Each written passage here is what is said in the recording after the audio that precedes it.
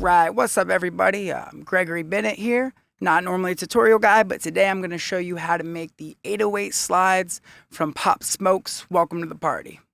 Alright, right off the jump here, if you're like me and you're watching YouTube, before you want to hear me talk, you want to make sure what I'm putting out is actually pretty decent. So here is my attempt at the 808 slides in Pop Smoke's Welcome to the Party.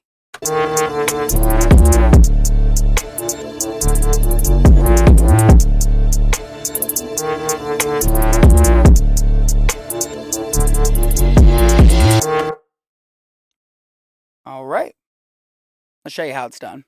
Alright, so first things first, here's the original sample used by 808 Melo, the guy who produced this track. I'll include that for you, but if you use that, you're probably not going to be super thrilled with the results if you're using Logic sampler or any sampler that isn't going to do a good job stretching the time on that. So here's what that sounds like.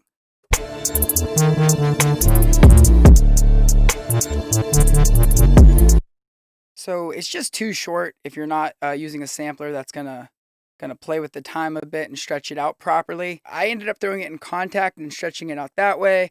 I put it through Isotope's Trash, did a couple other things to it, making this sample, which I will also put in the description below. Is probably the one you're gonna want. So if you're not familiar with Logic's new sampler, once you have that sample, hit the plus arrow, software instrument, sampler, create. You're just going to drag that sample right over here to where it says zone per note. That's going to automatically pitch it correctly.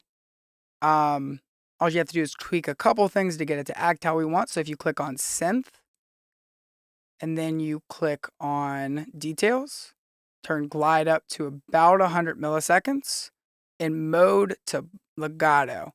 That'll make sure it acts the way we want it to and properly slides around like this. Alright, once you got it into the sampler, you're pretty close, but there's a couple things I did to try and match exactly what the producer was doing on this track.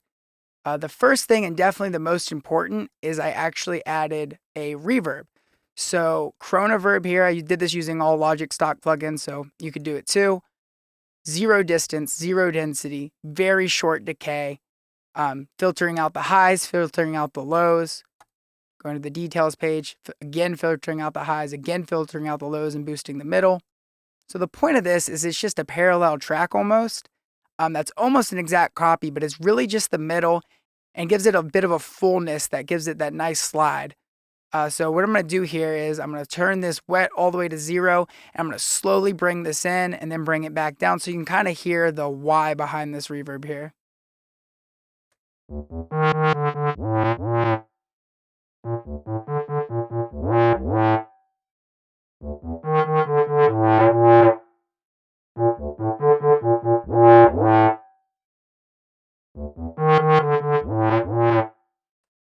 So yeah, I left it around 30%, but you can just hear it adds some body and fullness to it. All right, the next thing we added in was a compressor.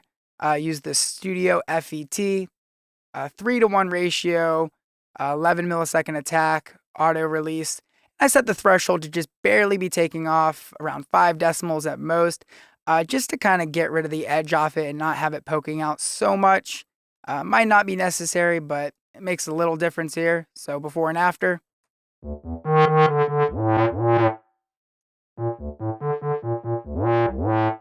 All right, and finally, overdrive in an EQ. Added just a little bit more saturation in here. The sample I gave you guys, it already was saturated. I just felt like it needed a little bit more to match. So I drove this to about 2.5 decibels and took out a little bit of the high end it created down to 6,300. Nothing crazy, but it does add a touch. And finally an EQ where I'm again removing out anything below 200. And then just kind of a couple extra boosts and cuts to taste. But you guys can play around with that and see what you like. So we'll do before and after both of these at the same time.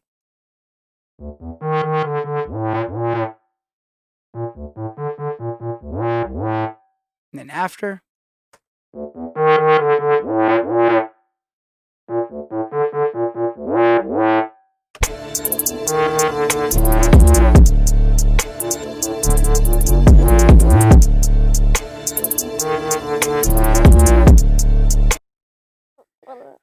one thing I'll say I probably didn't get dead on here is I believe 808 Melo produces an FL, so he's able to use those slide notes in the piano roll.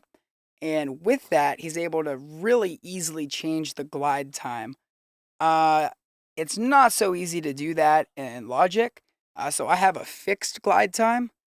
I best I could, but the way he's really doing it is like if it is a quarter note between here to here, he is going to make it a quarter note to slide between them. And then if it's an eighth note or a 16th note or 32nd note between here and here, it'll be a 32nd note slide. So that does create a little bit of a difference. And I probably could have automated the glide time in Logic Sampler. But yeah, I didn't really want to take it that far. For those of you who are wanting to like dead on straight up copy this part, these are the notes I used. It's in D major. I think it has a couple accidentals in there, but you're welcome to look at the keys on the keyboard there. All right. So thank you for watching. I hope that was helpful to you. That's how you make the sliding bass sound from Pop Smokes. Welcome to the party. If you have any questions, comment below. I'll help you out any way I can. With that said, if you're looking for some free beats, I hand out stems to all the stuff I put up on YouTube. So feel free to look around my channel. Would love it if you subscribed. Peace. Bye. Say bye, YouTube.